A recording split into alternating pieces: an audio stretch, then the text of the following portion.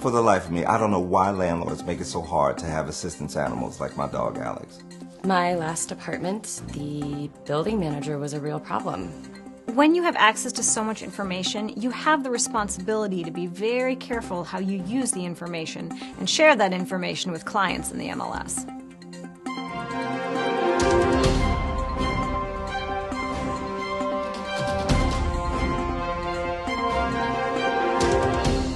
Hello, I'm Sandra Ortiz. Welcome to this edition of Housing Point. Today, we'll be discussing the Fair Housing Act in honor of its 50th anniversary in 2018.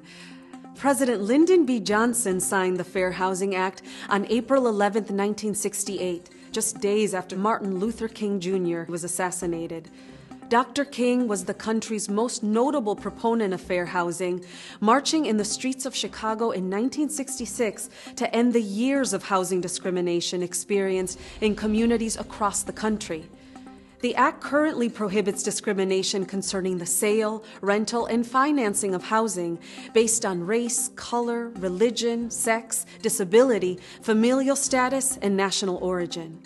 In honor of the 50-year milestone, we'll address ways that the Fair Housing Act protects real estate professionals and your customers, and to help you navigate your responsibilities under the Act.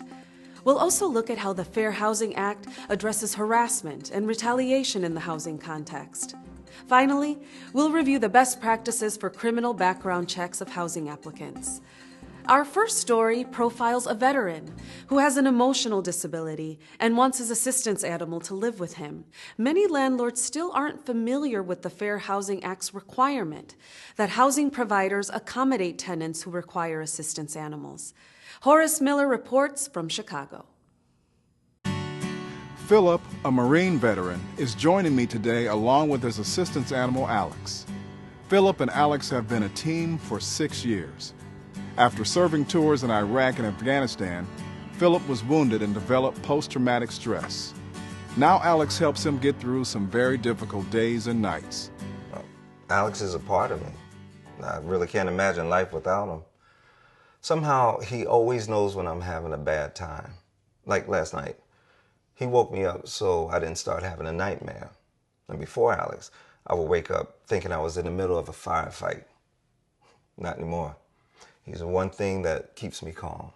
And your doctor suggested you benefit from an assistance animal like Alex? Correct. My VA doctors have eliminated most of the medications I used to take since I started using an assistance animal. One of my doctors even said, my dog is the best medicine for me. But try telling that to some of these landlords.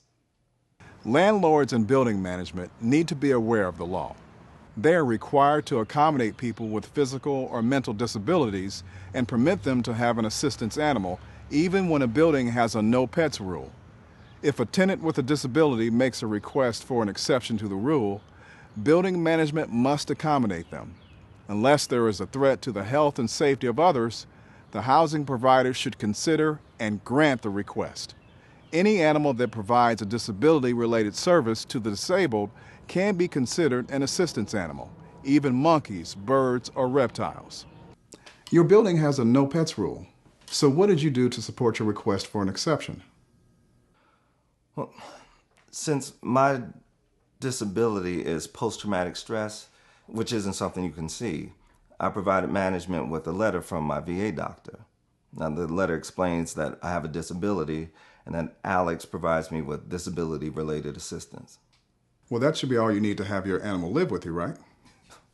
You would think so, but then the landlord wanted to know what my disability was, what medication I was taking, and some other health-related information, which I didn't think was any of their business.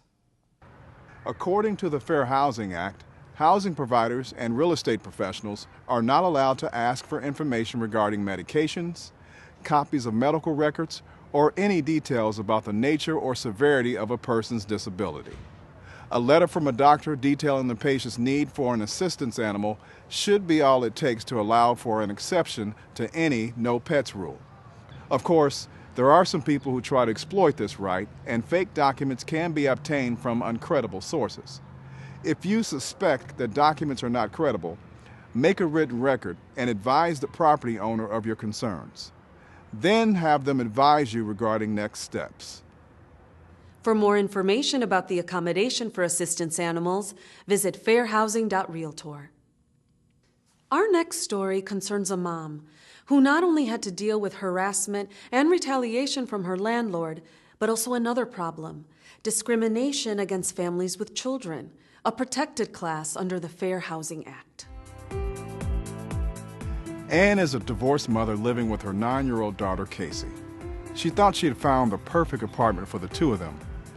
But soon after moving in, the landlord began to harass her. When she reported his inappropriate behavior, he retaliated by shutting off her water. At first, he seemed really friendly, going out of his way to see if I needed anything. But then it became uncomfortable, and I complained. The next day, I went to give my daughter a bath, and the water had been shut off. And when I called my landlord about the problem, he wouldn't return my calls. Under the Fair Housing Act, just a single incident of harassment, such as a demand for sexual favors, may be enough evidence to constitute a hostile living environment. The Fair Housing Act also prohibits retaliation against anyone who reports a discriminatory housing practice. Now Anne wants to find a different one-bedroom apartment for herself and her daughter, but she's running into something else: landlords who don't want to rent to her because she has a child living with her. First, I had to deal with management companies that don't want to rent to families who have kids. Is it against the law for them to even ask if you have children? Well, they have ways of finding out. Social media, for instance. And usually they'll ask the ages of everyone in the family on those applications that you have to fill out. Or they will ask you, "So how old are your kids?" out of the blue, and then before you know it, you're answering without even thinking. And then suddenly they don't have any apartments available to rent right now, or ever. So that's why I only give our names. And sometimes landlords will actually say in their ads that they're renting to adults only, or they will imply that they don't want kids. Familiar status is a protected class under the Fair Housing Act, making it unlawful for housing providers to deny housing outright because a family has children living with them under the age of 18. These same protections apply to families who are expecting or adopting children. Additionally, housing providers may not restrict families with children to live in certain areas of the building complex, or refuse to let them use certain facilities. There are exceptions, including certain types of housing designed just for people 55 years or older. But for the majority of people looking for a place to live, the ages of their family members should have no bearing on their ability to find a home. My family's just my daughter and me, so I want to rent a one-bedroom because I'm on a limited budget. Even though there are buildings that allow kids, I was told that I have to rent a two-bedroom because there are two people in my family. But I'm sure they must allow people who are roommates get a one-bedroom. And what about people who are married? Exactly what my broker said. Amazing how easy it was to get a one-bedroom when she brought that up and made it clear that we knew the law. To learn more about the Fair Housing Act's protections against harassment, retaliation, and discrimination against families with children, visit fairhousing.realtor. Our final fair housing story is about big data and its link to steering. I don't have to tell you, big data is everywhere. It's in your pocket, it's in your wallet, your house, your car, and of course, on social media.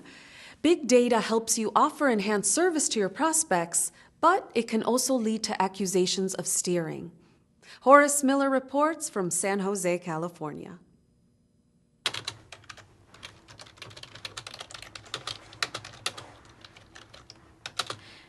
In real estate, data about properties and customers is readily available, and what used to take months to collect, organize, and analyze now takes only minutes or even seconds, and it seems to grow exponentially every day.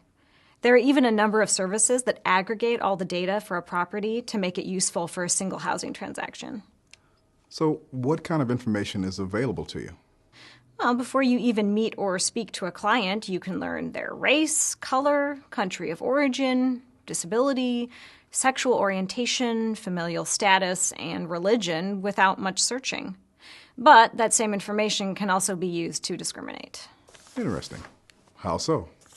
Well, with so much data available about a prospect, you have to be extra careful not to use that information in a discriminatory manner. You also have to be very careful to avoid steering. So, steering is when a real estate professional guides a prospect to or away from a particular community or a type of housing based on their race, ethnicity, or another protected class. In every instance, we are always obligated to provide our clients with equal professional services. So, what's the best way to avoid this?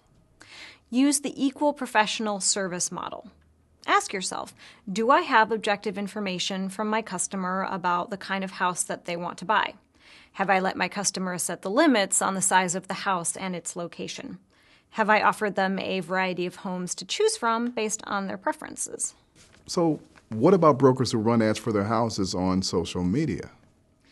Well, before you write anything, you want to be very careful not to target ads to or away from protected classes. Otherwise, you could get into trouble for steering. When you write an ad for a house, you want to describe the property by highlighting the positives of the housing, not the ethnic makeup of the neighborhood or desired characteristics of a potential buyer.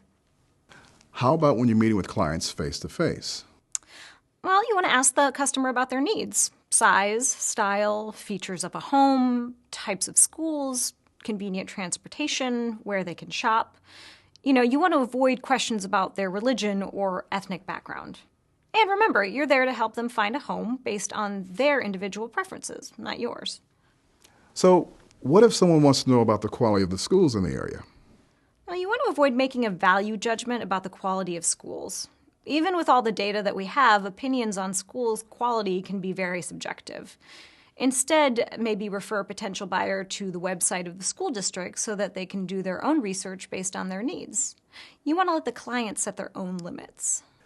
You must get a lot of questions about the crime rates and the demographics of different neighborhoods.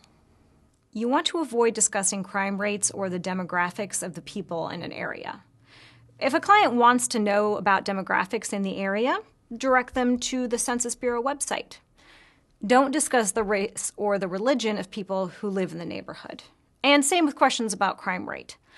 I always suggest that they talk to the local police or go to the library or use the internet so that they can find the facts. A broker should never say that one area is safer than another.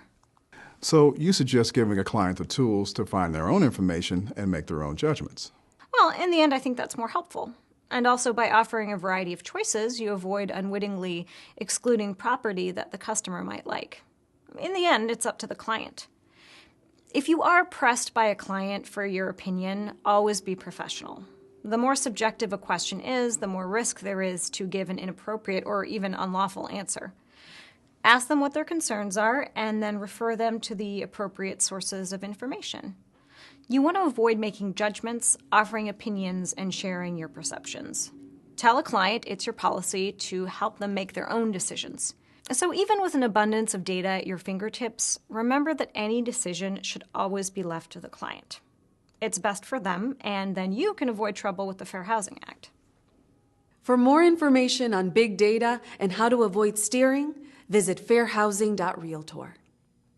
Horace Miller joins me now via satellite to discuss criminal background checks. So, Horace, what have you learned in your travels around the country? Well, Sandra, the criminal background check issue poses a pretty daunting problem for people with a criminal history, as some individuals still seem to have trouble getting an application approved to rent an apartment. That doesn't seem fair. It's more than not fair. In some instances, it can be illegal. How should real estate professionals handle these situations? Landlords should implement a written policy for criminal background checks of housing applicants and apply that policy consistently to every applicant. A written policy gets everyone on the same page. It makes clear that the same standards apply to everyone, and it should be crafted with the safety and protection of all residents and property in mind. At the same time, it's against the fair housing laws for management companies to have a blanket ban on anybody who has a conviction. So what kind of information should a housing provider be looking for when formulating a policy? A landlord should allow an individual to provide additional information and should consider a number of factors when evaluating a housing applicant's criminal history. For instance, how long ago was the conviction? 5 years? 10 years? Avoid looking back indefinitely into a person's criminal history. How old were they? Were there any extenuating or mitigating circumstances? Have they been through a successful rehab? Was the crime a misdemeanor or a felony? Was it violent or nonviolent? And a housing provider should never consider arrests as part of the applicant's criminal history. To sum up, real estate professionals and management companies have to weigh the protection of the residents and property as they evaluate someone with a past conviction. A good policy helps those who have paid their debt to society find a place to live. Thanks for the excellent report, Horace. Thank you. For more information about criminal background checks, visit fairhousing.realtor. The National Association of Realtors has set an exemplary standard for equality in housing, which its members are obligated to uphold. In fact, NAR's Code of Ethics goes beyond the federal fair housing law and some state laws by prohibiting discrimination by its members based on sexual orientation or gender identity. And realtors do not take their responsibility lightly. Even when a state law does not prohibit discrimination against a client that is a member of the LGBT community, a broker's participation in such discrimination would run against their ethical obligations under NAR's Code of Ethics. As a leading advocate for fair housing, the National Association of Realtors has taken a clear stance that everyone deserves the equal right to purchase or reside in the home of their choice without regard to sexual orientation or gender identity. Each of NAR's 1.2 million members have made a commitment to upholding this ideal. 2018 marks the first 50 years of this groundbreaking legislation, which gave everyone the right to be in the housing of their choice. We leave the next 50 years in your capable hands.